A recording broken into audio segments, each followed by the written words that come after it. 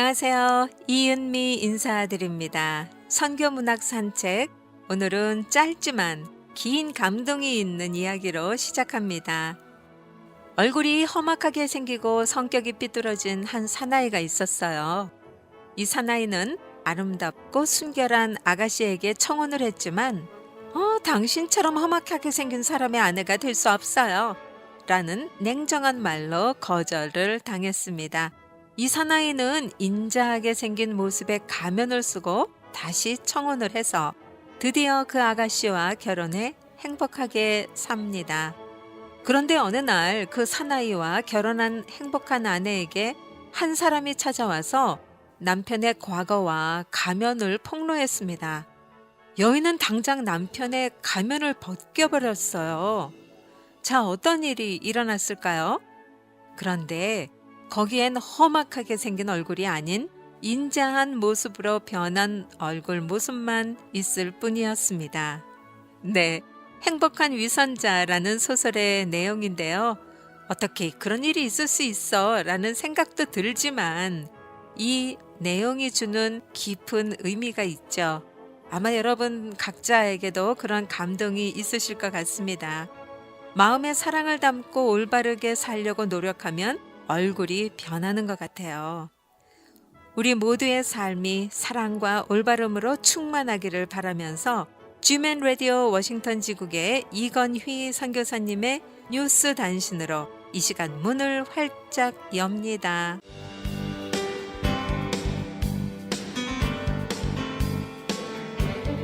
여러분 한 주간도 안녕하셨습니까? 지멘 라디오 워싱턴 지국에서 보내드리는 교회 소식입니다. 먼저 오는 2월 말에 예정된 제2차 북미 정상회담을 앞두고 지난 6일 미국 워싱턴 DC 트럼프 인터내셔널 호텔에서는 2019년 한반도 평화를 위한 한미 기도회가 양국 각계의 지도자 250여 명이 참석한 가운데 개최됐습니다. 이번 기도회에서는 한반도의 평화 통일과 굳건한 한미동맹 그리고 영적 부흥을 위해 뜨거운 기도가 있었는데요. 이 한반도 평화를 위한 한미 기도회는 지난 2017년 6월 워싱턴을 시작으로 2018년에는 애틀란타, 하와이, 뉴욕 등에서 개최됐으며 한국과 미국, 양국 그리스도인들의 기도 속에 작년 남북 정상회담과 북미 정상회담이 연이어 열렸었습니다. 한미 기도회를 개최한 여의도 순복음교회 이용훈 목사는 예레미야의 간절한 기도를 들어주신 하나님이 오늘 우리의 기도에 응답해 주실 것이라며 한반도 통일의 문이 열리고 있는 이때에 한국과 미국의 지도자들이 하나님께 기도하면 우리가 알지 못하는 크고 놀라운 계획을 보여주실 것이라고 말했습니다.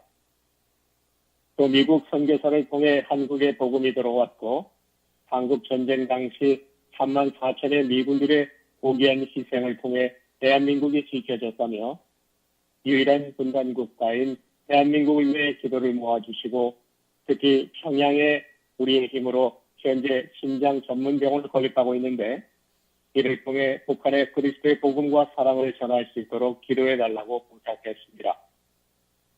또한 트럼프 행정부의 복음주의 자문위원장인 콜라 화이트 목사는 이날 설교를 통해 한국이란 나라는 기도를 통해 한 나라가 얼마나 축복을 받고 성장할 수 있는지 보여준 대표적인 나라라며 우리가 주기도문을 통해 하늘에서 이루어진 평화가 땅에서 우리에게 이루어지기를 기도하는 것처럼 한반도의 평화를 위해 기도하는 것은 우리의 사명이라고 강조했습니다.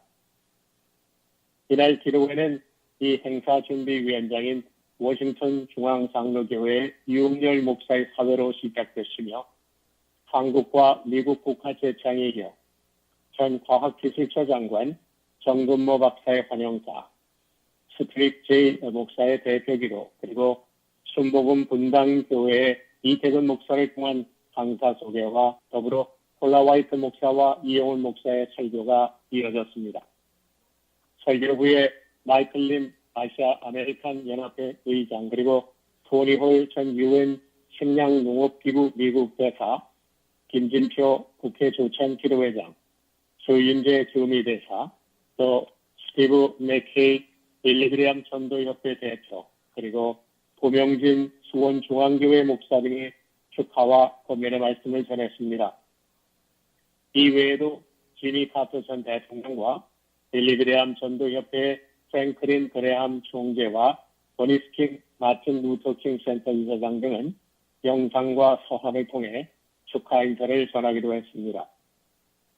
또 미국에서는 국가조찬기도회 의장, 제임스 랜코드 공화당 상원의원, 미셸 바우먼 전 공화당 하원의원, 밥 로빈스 조선의 그리스도인 버틀 대표, 또 밥 맥 오웬 전 하원의원과 리처드 맥토맥 전 미군 태평양 사령관 등 많은 기독교 인사들이 참석했습니다.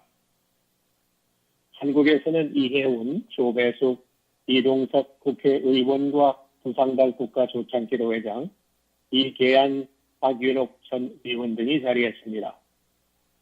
다음 소식입니다. 전 세계적으로 동성애에 관한 많은 이슈와 논란이 있는 가운데 미국 연방법원이 아이오와 대학이 동성애자 학생을 리더십에서 제외한 기독교 학생 모임의 등록 취소를 허가할 수 없다고 지난 6일에 판결했습니다. 지난 2월 7일 정치 전문 현지 언론 매체인 더 힐의 보도에 따르면 판사 스테파니 로즈는 기독교 학생 단체인 비즈니스 리더스 인 크라이스트의 등록을 취소하려는 아이오와 대학의 영구적 금지 명령을 내렸습니다. 이에 반한 아이오와 대학 측은 이 기독교 학생 모임이 동성애자 학생이 그들의 지도력을 발휘하지 못하도록 차단함으로써 인권을 위반했다는 주장을 하고 있다고 이 매체는 전했습니다.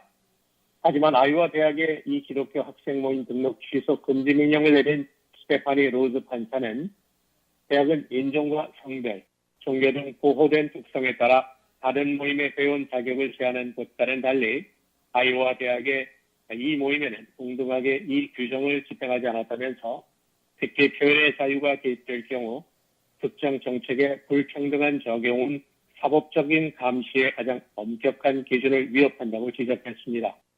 한편 기독교 학생 모임인 비즈니스 리더 인 크라이스트의 멤버 제이프 에스텔은 로즈 판사의 결정에 대해 기쁨과 환영의 뜻을 표하면서 법원이 오늘 우리의 권리를 보호했다는 사실에 감사드리고 모든 학생들이 캠퍼스에서 자유롭게 의견을 표명하고 우리가 누구인지 밝힐 수 있는 권리가 있다고 성명서를 통해 밝혔습니다. 또한 대학 측은 결국 학교 이메일을 통해 대학 관계자들이 이 판결을 검토하고 법원의 명령을 따를 것이라고 전했다고 이 매체는 밝혔습니다. 같은 시간대 한국에서는 예수 장로교 통합총회 내에 6개 노회 중 동성애와 미단 사이비 그리고 이슬람 대책위원회가 지난 7일 오후 서울 장로회 신학대학교 정문 앞에서 학교 측의 친동성애적인 행보를 비판하는 시위를 진행했습니다. 이 시위를 진행했던 주최 측은 예수 장로교 통합 측은 2014년 자매교단인 미 연합장로교단이 동성결혼을 합법화한 것에 충격을 받아 동성애 문제에 적극적으로 대처해왔다며 또 국가적으로 동성애 합법화 움직임에 강력한 반대를 피하면서 교단적으로 동성애 인권화 흐름을 차단하는 조치를 취했다고 밝혔습니다. 이들은 이에 장신대는 친동성애적인 사건이 터질 때마다 총회 결의에 충실한다는 보도자료를 발표했다면서 그렇지만 장신대 안에서의 동성애 인권화 운동은 지금까지 계속되고 있다고 전했습니다.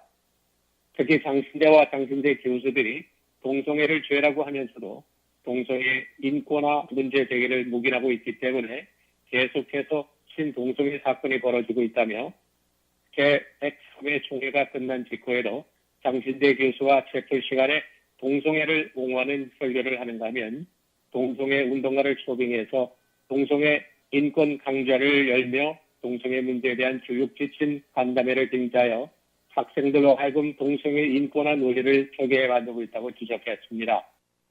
동성애 대책위원장인 고영석 목사는 동성애가 인권의 일부라는 영향을 받은 수많은 신학자들이 서울에서 공부한 뒤 장신대를 포함한 통합 내 7개 신학교에서 학생들을 가르친다며 이들은 개인적으로 만나면 동성애는 죄라고 하지만 채플이나 성경 공부 때 그리고 기도회 등에선 그렇게 가르치지 않으며 이런 미선지은 모든 행태를 회개해야 할 것이라고 촉구했습니다. 바울로 인한 시위 주최 측은 장신대를 향해 동성애 복제화에 보역하는 설교 중단과 동성애를 인권으로 포장하는 행위 중단, 동성애 독재와 싸우는 기독교인들에 대한 신학 친추살 가짜 뉴스 매도 중지, 동성애 독재와의 싸움을 혐오로 보는 행태 중단, 피어 신학적인 성서 해석을 방치한 죄, 그리고 이로 인한 철저한 회개 등의 내용을 포함한 항의문도 발표했습니다. 여기에서 피어 신학이란 동성애를 정죄하는 신학적인 올바른 가치를 거부하는 신학을 말합니다.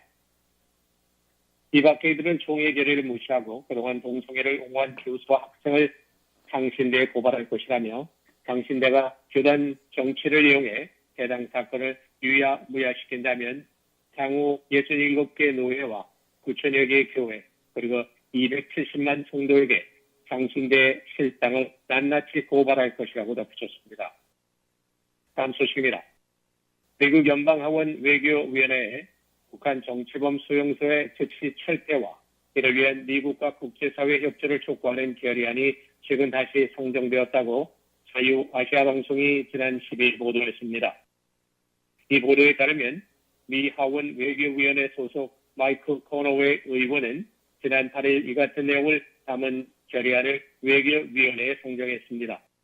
지난 2017년 발표된 북한 인권조사위원회 보고서를 바탕으로 한 이번 결의안은 북한의 정치범 수용소에 갇힌 8만에서 12만 명가량의 무고한 북한 주민들이 굶주림과 강제 노역에 시달리고 있다면서 이에 대한 공동의 인식과 대책이 필요하다고 강조하고 아직도 북한 정치범 수용소에는 반인륜적인 범죄가 수없이 발생하고 있으며 강제 노동과 그들에 대한 처형 그리고 성폭행 등 상상할 수 없는 잔혹한 일들이 이 세상에 여전히 존재한다는 사실을 우리 모두가 인지해야 하며 오늘날 북한에서 일어나는 인권 침해에 적극적으로 나서 반대하는 것은 절대적으로 중요하다고 말했습니다.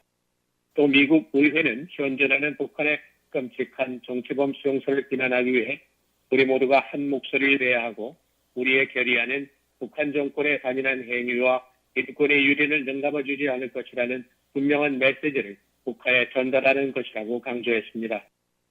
마지막으로 연예 단체를 하나 소개합니다.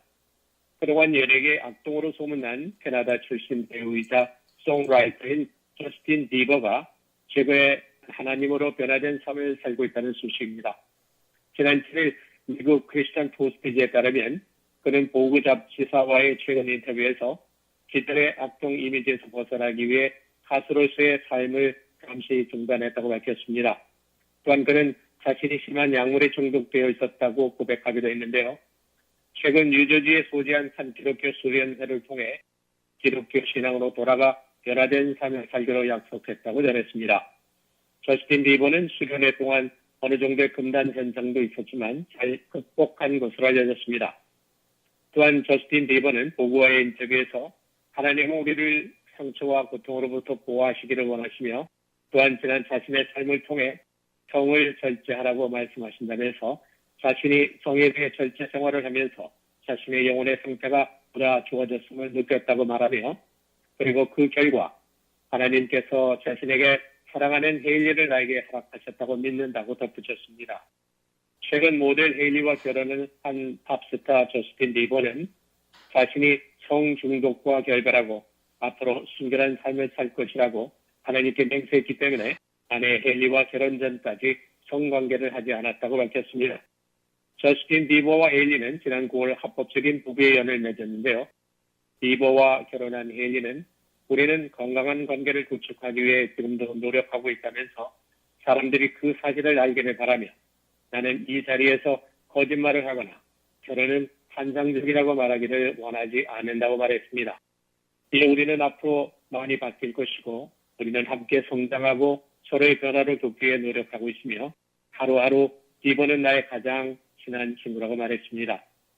한편 저스틴 비버의 이런 삶의 변화는 칼 렌츠 목사와 유다 스미스 목사에게서 받은 멘토링과 폭넓게 연관되어 있다고 크리스천 포스트지가 전했습니다.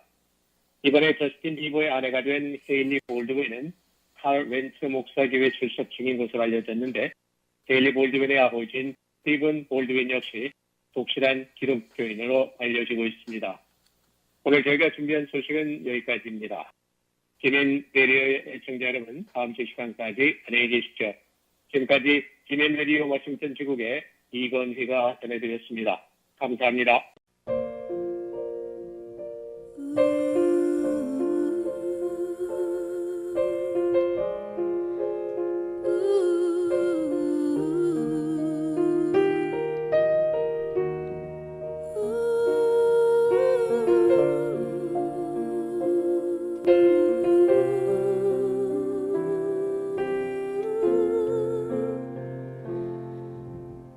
How can I say thanks for the things you have done for me? The things so undeserved, and yet you give to prove your love for me. The voices of a million angels could not express my gratitude. All that I am and ever hope to be, I owe it all to thee. To God be the glory. To God be the glory. To God be the glory for the things He has done. With His blood He has saved me. With His power He has raised me. To God be the glory for the things He has done. Just let me live my life. Let it be pleasing, Lord, to Thee. And if I gain any praise, let it go to Calvary. With His blood He has saved me.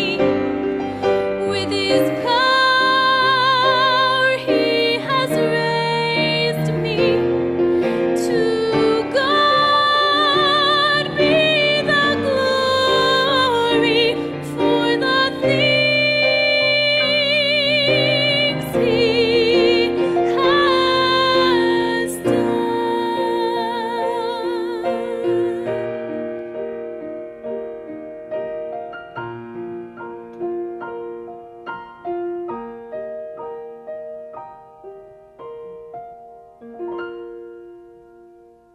여러분께 특별한 선물을 준비했습니다.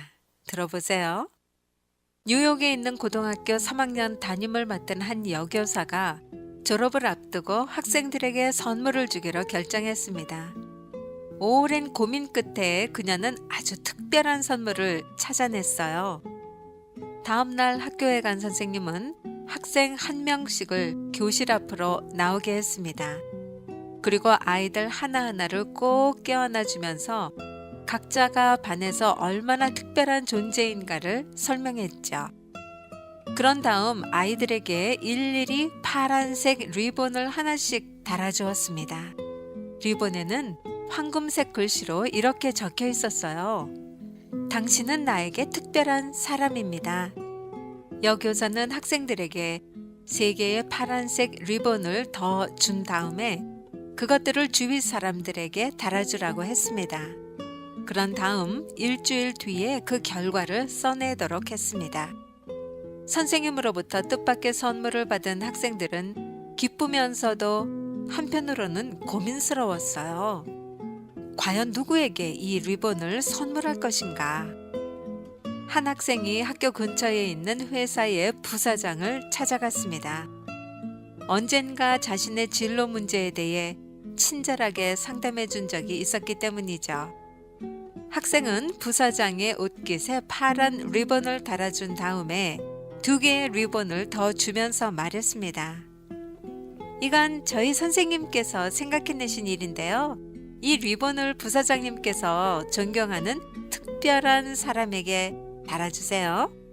그리고 나머지 하나는 그 사람의 특별한 사람에게 달아주게 하세요. 대신 그 결과를 일주일 뒤에 저에게 꼭 말씀해 주셔야 해요. 그날 오후 늦게 부사장은 사장실로 올라갔습니다. 사실 그 회사 사장은 직원들 모두에게 지독한 인물로 정평이 난 사람이었습니다. 하지만 부사장은 사장에게 다가가 사장이 가진 천재성과 창조성에 대해서 진심으로 존경의 마음을 전했습니다. 사장은 무척 놀란 듯이 보였습니다. 부사장은 파란 리본을 꺼내면서 감사의 선물로 드리고 싶다고 말했죠. 사장은 당황하면서도 기쁘게 말했습니다. 정말 고맙소.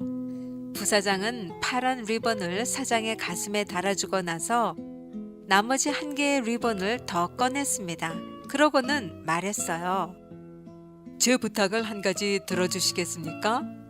이 여분의 리본을 사장님께서 소중히 여기는 특별한 사람에게 달아주십시오. 사실은 한 학생이 이 리본을 가지고 와서 제게 건네주면서 이런 부탁을 했습니다. 그날 밤 집으로 돌아간 사장은 17살 난 아들을 앉혀놓고 말했습니다. 오늘 정말 믿을 수 없는 일이 나한테 일어났단다. 사무실에 앉아 있는데 부사장이 들어오더니 내가 대단히 창조적이고 천재적인 인물이라면서 이 리본을 달아주더구나.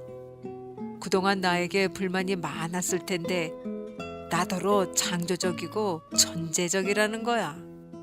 그리고 여분의 리본을 하나 더 건네주면서 내가 특별히 소중하게 여기는 사람에게 달아주라고 하더구나. 퇴근길에 집으로 오면서 누구에게 이 리본을 달아줄까 생각해봤지. 그러다 널 생각했어. 난 너에게 이 리본을 달아주고 싶다. 이어서 그는 말했습니다. 난 사업을 하느라 하루 종일 눈코 뜰 새 없이 바쁘다.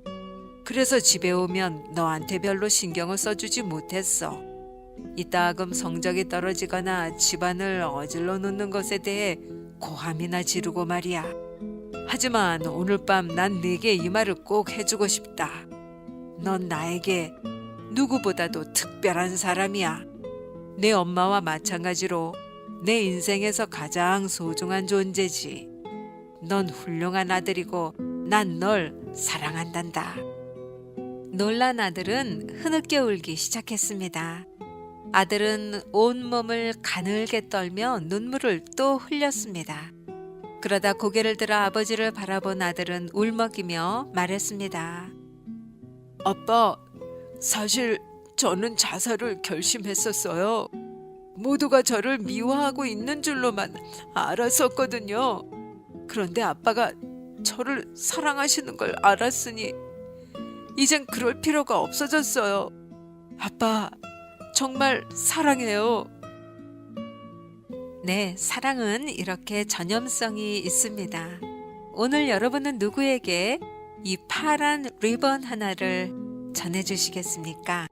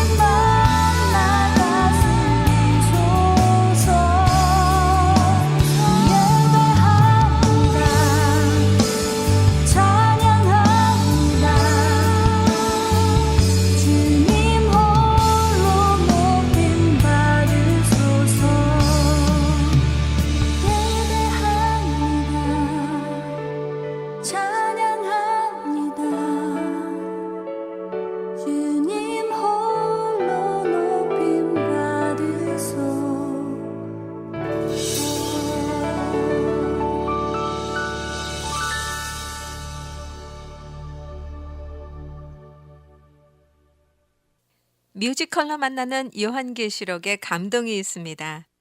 아, 무슨 소식일까요? 네, 한국 소식인데요.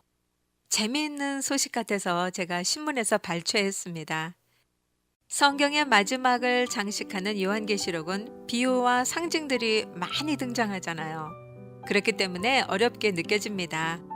이 요한계시록을 아주 쉽고도 재미있는 이야기로 풀어내서 아이들도 함께 즐길 수 있는 가족 뮤지컬이 무대에 올랐다고 합니다. 바벨론 세상에서 과일을 팔고 있는 에클레시아와 그의 동역자 파라. 두 사람은 에베소와 서머나, 빌라델피아와 라오디게아 등 총 7개 도시를 다니면서 아도나이 왕자가 곧 돌아온다는 기쁜 소식을 전합니다. 아저씨, 이거 한번 읽어보세요. 아도나이 왕자님의 사랑 이야기예요. 아도나이는요, 곧 돌아올 거예요. 뮤지컬은 성경 요한계시록 2장과 3장에 등장하는 소아시아 7개 교회에 보내는 예수 그리스도의 편지를 기반으로 7도시를 다니는 주인공의 여정을 따라갑니다. 교회를 상징하는 주인공 에클레시아가 성령을 상징하는 파라와 함께 각 도시마다 그들에게 필요한 책망과 위로를 전하고요. 예수 그리스도를 뜻하는 아도나이 왕자를 향한 믿음과 사랑을 지켜간다는 내용으로 되어 있습니다. 지난 2015년 초연했다고 하는데 뮤지컬 요한계시록은 지난 시즌까지 모두 170여 회의 공연으로 관객 수 5만 명을 기록한 작품입니다. 이번 시즌에서는요, 성경을 더 충실하게 해석해서 작품의 완성도를 높였다고 하네요. 뮤지컬 요한계시록의 총괄 프로듀서는요, 이렇게 말하고 있어요. 이번에 올라가는 요한계시록 7교회 순서를 그대로 맞추면서 성경에 충실하게 작품을 재현하고자 노력했다고 합니다. 여러분 한번 7교회 순서대로 떠올려 보시겠어요? 곧바로 쉽게 나오지 않죠? 에베소, 서머나, 버가모, 두아디라, 사대, 필라델피아, 라오디게아. 맞죠? 네, 뮤지컬 제작진은 자칫 어렵고 무섭게 느껴질 수 있는 요한계시록을 예수 그리스도의 사랑과 그분을 기다리는 교회의 모습에 초점을 맞춰서 아주 쉽고 재미있게 표현해 온 가족이 함께 즐길 수 있도록 했다고 밝혔습니다. 이렇게 전해드리면서도요, 저도 꼭 가서 보고 싶습니다. 삶과 신앙이 분리된 두아디라와 뜨겁지도 차갑지도 않은 신앙을 가진 라오디게아 등 극에 등장하는 7교회의 모습은 관객들이 자신의 신앙을 돌아보게 만든다고 하네요. 몇몇 관객들의 이야기도 나와 있는데 전해드릴게요. 한 관객은 이렇게 표현했습니다. 마지막에 라오디게아 교회에서 모든 게 풍족하니까 미지근해졌던 그런 것들이 저의 모습은 아닌지 다시 생각하게 되었고 제가 다시 열정을 회복해야 되겠다는 생각이 들었다고 말했습니다. 또 다른 관객은 저의 신앙에서 갈등하고 있는 것들이 이미 요한계시록에 다 기록되어 있는 것들이구나 이런 생각이 들었습니다. 그래서 믿음 생활하면서 지친 사람들에게 위로가 되는 하나님의 사랑 이야기라서 지쳤다고 생각하시는 성도님들이 와서 꼭 보셨으면 좋겠습니다. 라고 말했네요. 이 뮤지컬 요한계시록은요, 서울 대학로의 기독 뮤지컬 전용 극장인 작은 극장 광야에서 다음 달, 그러니까 3월 2일까지 진행된다고 하네요. 혹시 이 방송을 들으시는 분들께서 이 기간에 한국을 방문하실 계획이 있으시다면 꼭 한번 이 뮤지컬 요한계시록을 만나보셨으면 싶네요.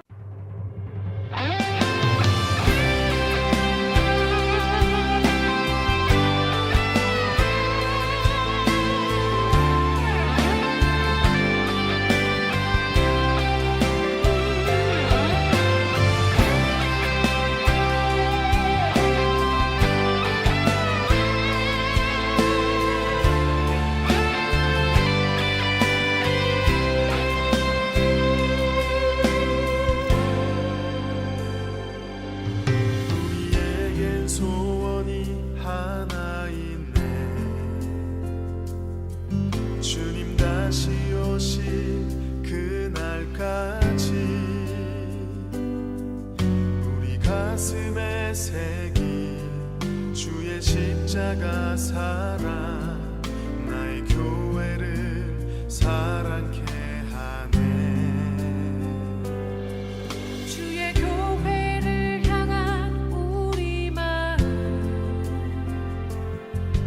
희생과 포기와 가난과 고난 하물며 죽음조차 우릴 막을 수 없네. 우리 교회는 이 땅의 희망.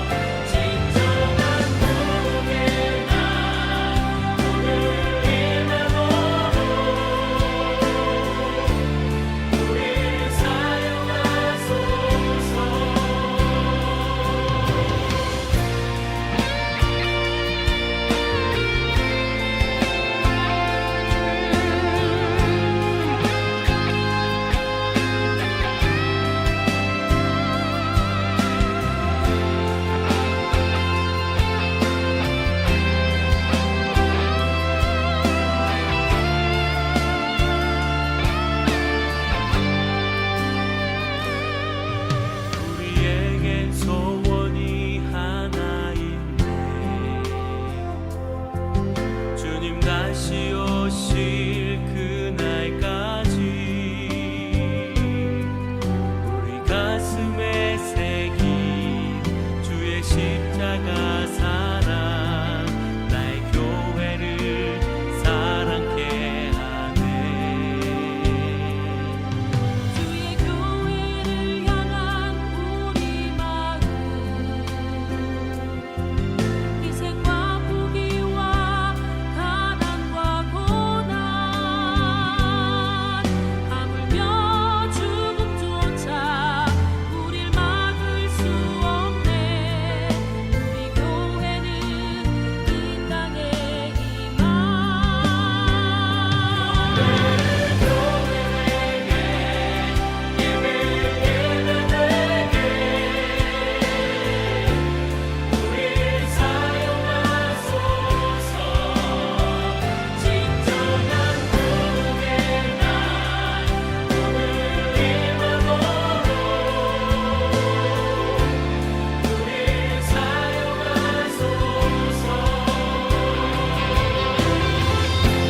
성령 안에 예배하리라.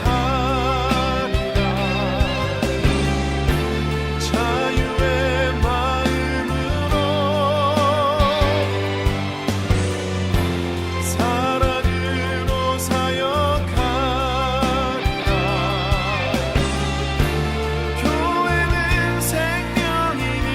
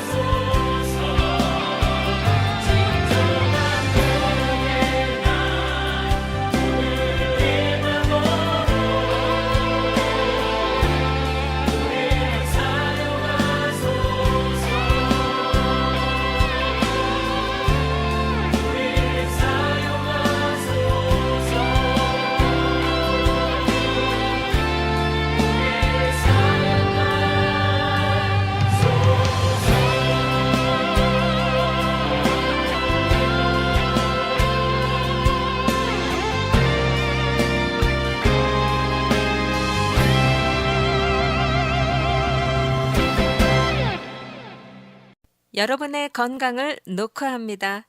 똑똑.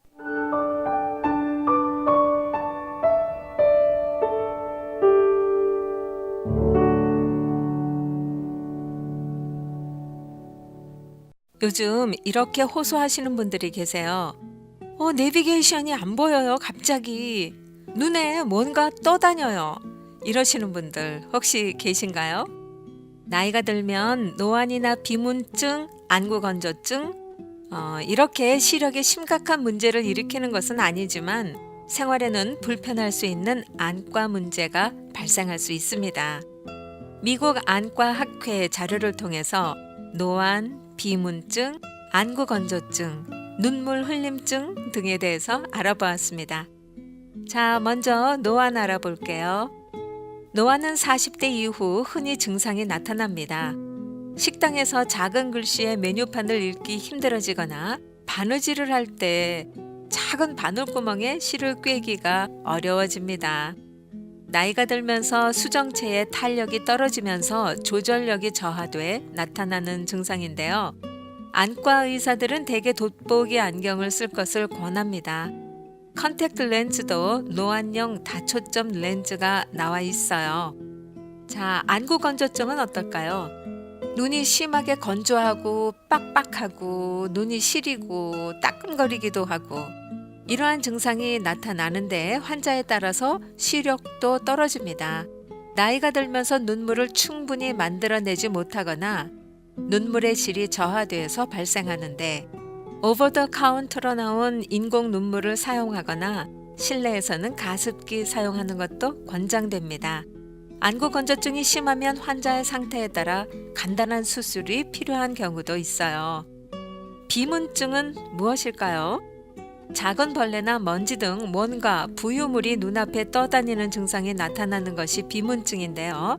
유리체는 수정체와 망막 사이를 채우는 투명한 젤 성분의 구조물로 나이 들면서 서서히 수축되거나 수분과 섬유질이 분리되면서 액화 현상이 나타납니다. 유리체의 섬유질 성분끼리 엉겨붙거나 섬유질 성분이 망막에서 떨어져 나가 유리체에 부유물이 떠다니면서 망막에 그림자가 비치고요. 눈앞에 날파리가 날아다니는 것 같다 하는 증상이 나타납니다. 유리체가 변성되는 것은 나이, 부상, 질병 등이 원인이라고 합니다. 이 비문증 자체만으로는 시력은 떨어지지 않아요. 그렇지만 뭔가 눈앞에 떠다니는 것들이 점점 더 많아지거나 눈앞에 빛이 빠르게 번쩍거리는 증상이 동반된다면 망막 박리에 의한 비문증일 수도 있으니까 즉시 안과 병원에 갑니다. 눈물 흘리시나요? 날씨가 춥거나 혹은 바람이 많이 불어서 또는 비 때문에 눈물이 시도 때도 없이 흐르는 경우가 생깁니다.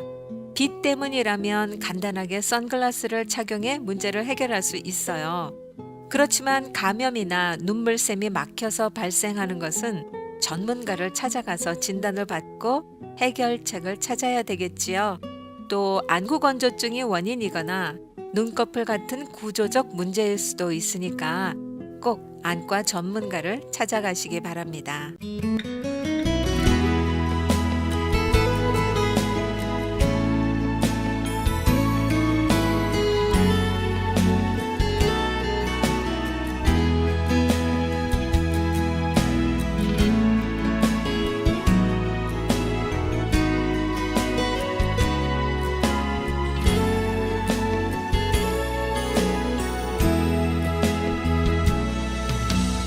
아버지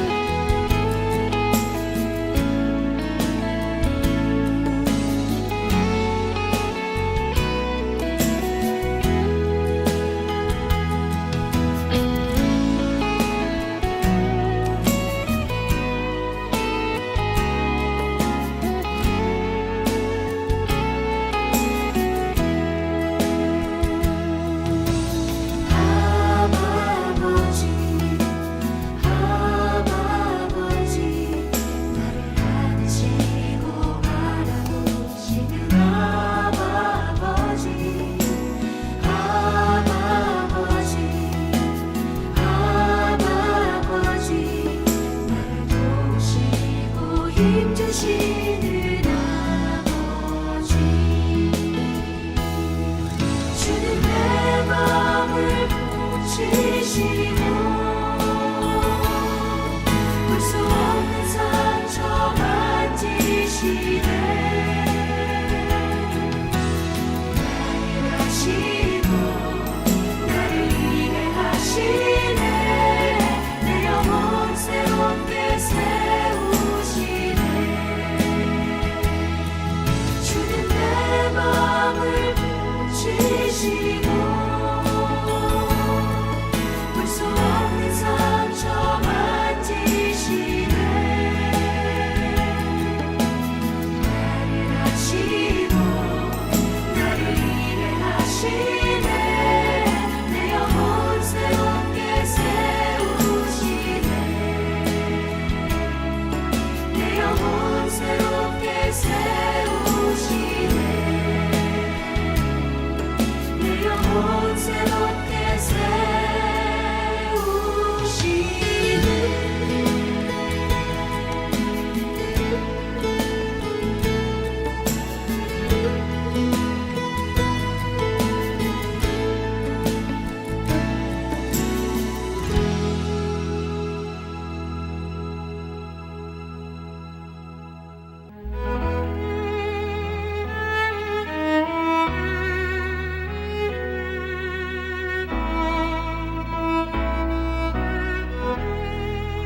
그 땅에 남아야 하는 이유.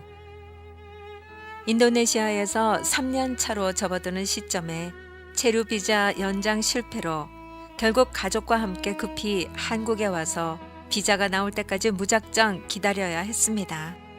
당시 정권과 시스템이 바뀌면서 여러 시행착오가 나타났고 그 가운데 그저 손을 놓고 기다릴 수밖에 없었습니다.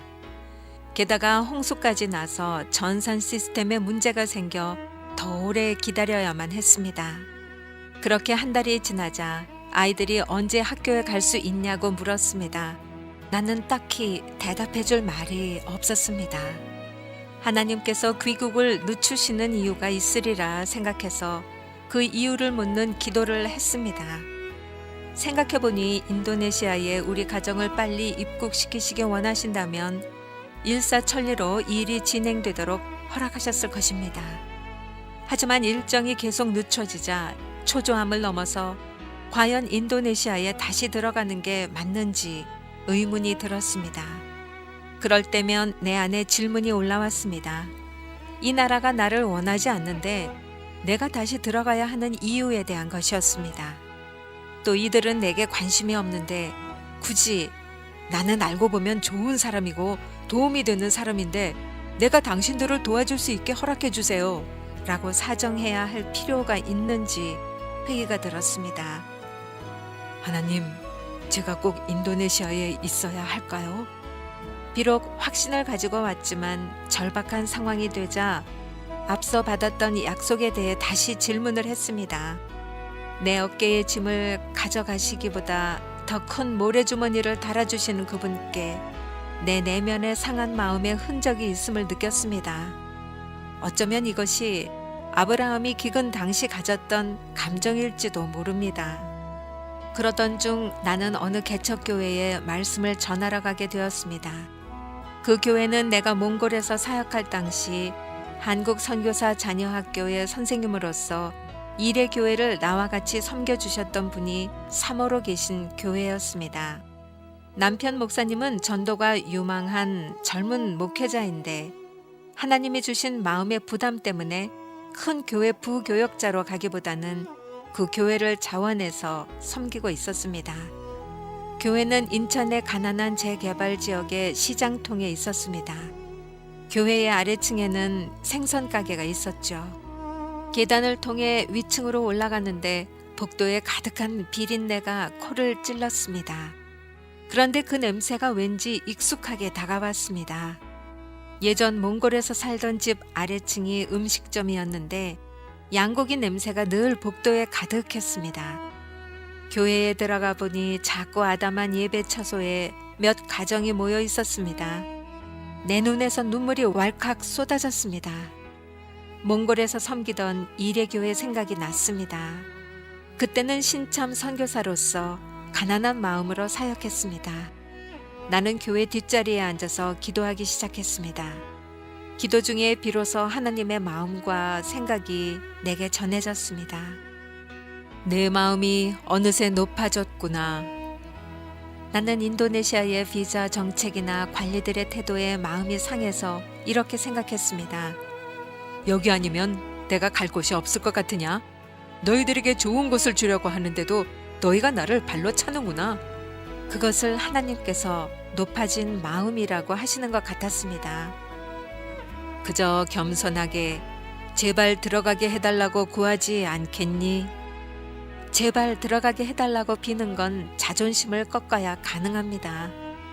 그것은 교제하는 남자가 여자에게 나는 내가 별로 필요하지 않아 라고 말할 때 여자가 그래도 제발 나를 좀 받아줘요. 난 당신이 없이는 못 산다고요.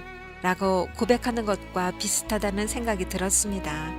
내 마음에 떠오른 건 그럼에도 기꺼이 낮은 마음으로 어떤 어려움에도 제발 머물게 해달라고 하나님께 구할 수 있겠느냐는 질문이었습니다.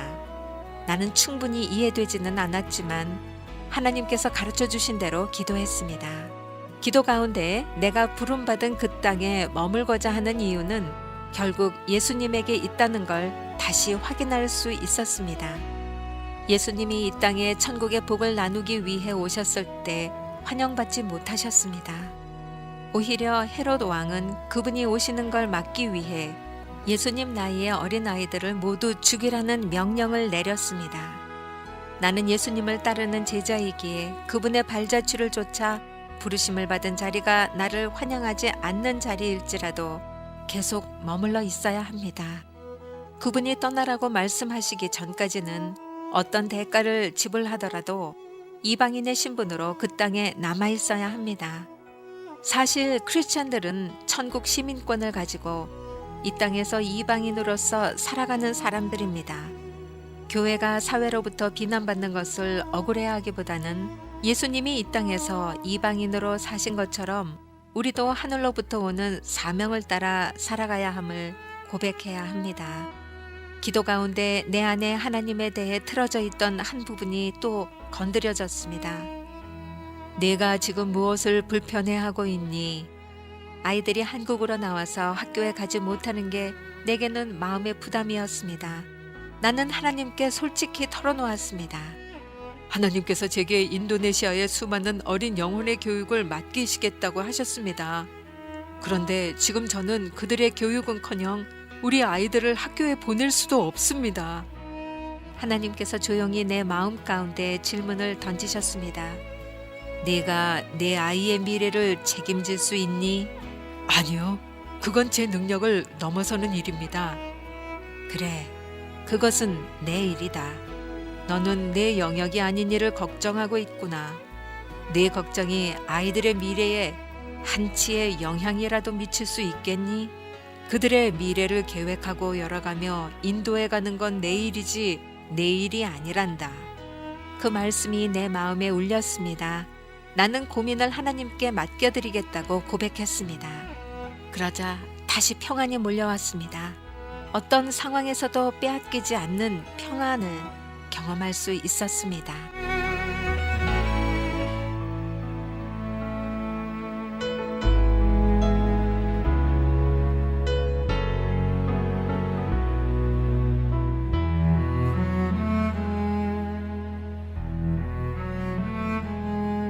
나의 주 나의 하나님이여 주를 경배합니다. 주 사랑하는 나의 마음을 주께서 아시니